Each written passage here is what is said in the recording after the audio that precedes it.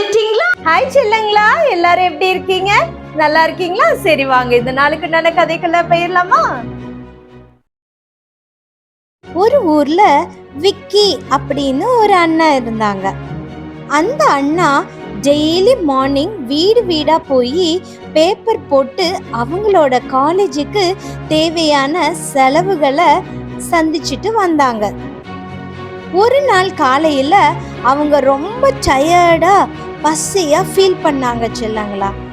அதனால ஒவ்வொரு வீட்டிலேயும் பேப்பர் போடும்போது சாப்பிடுவதற்கு ஏதாவது கிடைக்குமா என்று கேட்டுக்கிட்டே இருந்தாங்க. யாருமே அவங்களுக்கு சாப்பாடு கொடுக்கல.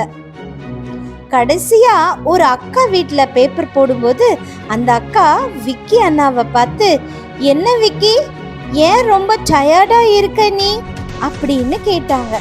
உடனே விக்கி அண்ணாவும், அக்கா அக்கா எனக்கு ரொம்ப பசிக்குதா அக்கா அப்படின்னு மெல்லிய குரல்ல சொன்னாங்க. அத கேட்டதும் அந்த அக்கா, வா விக்கி, உள்ள வா, வந்து உட்காரு அப்படின்னு அன்பான குரல்ல சொன்னாங்க. விக்கி அண்ணா உள்ள வந்து உட்கார்ந்ததும் அந்த அக்கா சூடா ஒரு கப்பு பால் கொண்டு வந்து விக்கி அண்ணனுக்கு கொடுத்தாங்க. விக்கி அண்ணா இந்த மாதிரி ஒரு அன்பான அக்காவை இதுக்கு முன்னாடி பார்த்ததே இல்லை. அக்கா ரொம்ப நன்றி அக்கா அப்படின்னு சொல்லிக்கிட்டு பாலை குடிச்சிட்டு தெம்பா வெளியில போனாங்க. இப்படியே சில வருடங்கள் கழிந்தது செல்லங்களா. விக்கி அண்ணா நல்லா படிச்சு ஒரு பெரிய டாக்டரும் ஆயிட்டாங்க. ஒரு நாள் அந்த அக்காவுக்கு உடல் நலம் சரியில்லாம ஒரு பெரிய ஹாஸ்பிட்டல்ல அட்மிட் பண்ணினாங்க. அந்த ஹாஸ்பிட்டல் மிக பெரிய ஹாஸ்பிட்டலா இருந்தனால ஹாஸ்பிட்டல் பில்லு எவ்வளோ வருமோ அப்படின்னு அந்த அக்காவுக்கு ரொம்ப கவலையா இருந்துச்சு செல்லங்களா. அப்பதான் ஒரு டாக்டர் ஒரு கிளாஸ் மில்கோட அந்த அக்காவோட ரூம்குள்ள வந்தாங்க. இந்த அக்காக்கோ ஒரே ஆச்சரியம், என்னடா இது, எல்லா டாக்டரும் ஸ்டெதஸ்கோப் வச்சு தானே உள்ள வருவாங்க, ஆனா இந்த டாக்டர் என்னடானா மில்க் கப்போட உள்ள வராரேன்னு ஆச்சரியமா பார்த்தாங்க. அந்த டாக்டரும் மில்க் கப்ப அக்காவோட கையில கொடுத்துட்டு, அக்கா என்ன ஞாபகம் இருக்குதா அப்படின்னு கேட்டாங்க. கொஞ்சம் வருடத்துக்கு முன்னாடி உங்க வீட்டுக்கு டெய்லி மார்னிங் பேப்பர் போட வருவேன்ல, அந்த விக்கி தான்க்கா நானு. அன்னைக்கு ஒரு நாள் மார்னிங் நான் ரொம்ப பசியால இருந்தப்போ நீங்க என்னை அன்போட வீட்டுக்குள்ள கூப்பிட்டு உட்கார வச்சு சூடா ஒரு கப் பால் கொண்டு வந்து கொடுத்து என்னோட பசியை தீர்த்து வச்சீங்க. அன்னைக்கு நீங்க மட்டும் அந்த பாலை எனக்கு கொடுக்காம இருந்திருந்தா இன்னைக்கு நான் ஒரு டாக்டரா உங்க முன்னாடி நின்னுட்டு இருக்க மாட்டேன். இன்னைக்கு நான் உயிரோட இருப்பதுக்கு காரணமே நீங்க தான்க்கா. அதனால உங்களோட எல்லா ஹாஸ்பிட்டல் ஃபீயையும் நானே பே பண்ணிட்டேன் அப்படின்னு சொன்னாரு இந்த விக்கி டாக்டர்.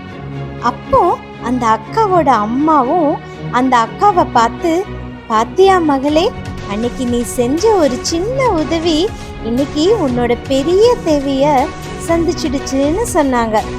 அந்த அக்காவும் அக்காவோட அம்மா அப்பாவும் இந்த விக்கி டாக்டருக்கு ரொம்ப நன்றி சொன்னாங்க செல்லங்களா.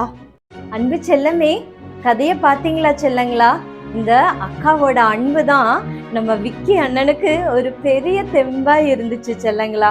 பாத்தியா, அந்த அக்கா என்ன பண்ணியிருக்காங்க, நம்ம விக்கி அண்ணன் கரெக்டா சொல்றீங்களே செல்லங்களா, கரெக்டு தான் செல்லங்களா. இந்த அக்கா அந்த விக்கி அண்ணன் ஒரு ரொம்ப முடியாத நேரத்துல ஒரு கிளாஸ் பால் கொடுத்து பாத்தியா டைமிங்ல ஒரு ஹெல்ப் பண்ணியிருக்காங்க. ஆனா அக்காவுக்கு தெரியுமா, பின்னாடி விக்கி அண்ணன் நமக்கு உதவி செய்வாங்கன்னு இந்த அக்கா நினைச்சாங்களா?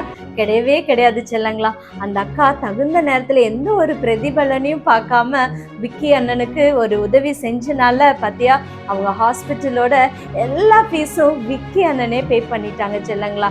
நீங்களும் நன்மை செய்யறதுல ஒரு நாளும் சோர்ந்து போகாம இருக்கணும் செல்லங்களா. எந்த ஒரு பிரதிபலனையும் எதிர்பார்க்காம நீங்க என்ன பண்ணணும்னா நன்மை செய்யணும். உங்களால முயன்ற நன்மைகளை நீங்க எல்லாத்துக்கும் செய்யுங்க. ஏன்னா ஏசப்பாக்கு அதுதான் பிடிக்கும். நம்ம ஏசப்பாவும் அப்படிதான் அன்பு செல்லமே செஞ்சிருக்காரு. என்ன செஞ்சிருக்காரு தெரியுமா? 2024 வருஷத்துக்கு முன்னாடியே நம்ம மேல ஏசப்பா அவ்வளோ அன்பு வச்சனாலதான் நம்ம செய்யற எல்லா தப்புக்காகவும் ஒரே ஒருத்தர் பலியானாரு. ஏன் நம்ம பலியாகாம அவர் பலியானாருன்னு என்னைக்காவது நீ யோசிச்சிருக்கியா செல்லமே? என்னைக்காவது எத்தனையோ ஏசப்பா படங்களை நீங்க பார்த்திருக்கீங்க. ஏன் ஏசப்பாவை இப்படி அடிச்சு கொண்டாங்க, எதனால பண்ணுனாங்க அப்படின்னு என்னைக்காவது நீ யோசிச்சிருக்கியா? யோசிச்சுக்கோ. எதுக்கு தெரியுமா நம்ம ஏசப்பா பலியானாரு? நம்ம மேல நம்ம நிறைய அன்பு வச்சதுனாலதான் ஏசப்பா பலியானாரு. நம்ம செய்யற ஒவ்வொரு தப்பு, நீ என்னென்ன தப்பு செய்யறியோ அந்த தப்பு ஒவ்வொன்றுக்கும் தான் அந்த சாட்டையில ஏசப்பா அடி வாங்கினாங்க செல்லங்களா. அதனால உன் மேல இருந்த அன்புக்காக மட்டும்தான் நம்ம ஏசப்பா பலியானாரு. அதை ஒரு நாளும் உன்னுடைய வாழ்க்கையில நீ மறக்கவே மறக்காத. உதவி செய்யும் போது நாளைக்கு இவங்க எனக்கு உதவி செய்வாங்கன்னு அந்த இன்டென்ஷன்ல யாருக்கும் நீங்க உதவி செய்யாதீங்க. சரியா செல்லங்களா? மன ரம்யமா ஒவ்வொருத்துக்கும் நீங்க உதவி செய்யுங்க. சரியா? இந்த நாளுக்குண்டான வசனத்தை பார்க்கலாமா? அக்கா கூட சேர்ந்து சொல்றீங்களா? நன்மை செய்கிறதில் சோர்ந்து போகாமல் இருப்போமாக. எங்க சொல்லுங்க பார்க்கலாம்.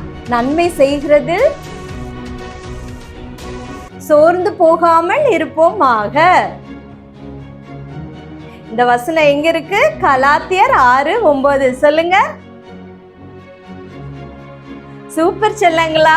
நன்மை செய்கிறதுல ஒரு நாளும் சொந்து போகாதீங்க. எல்லாத்துக்கும் உதவி செய்யுங்க. இந்த வசனத்தை மனப்பாடம் பண்ணுங்க. உங்க அம்மா அப்பா கிட்ட சொல்லுங்க. சரியா? மறுபடியும் அக்கா நாளைக்கு நைட் உங்களை பார்க்க வரேன். பாய். Good night.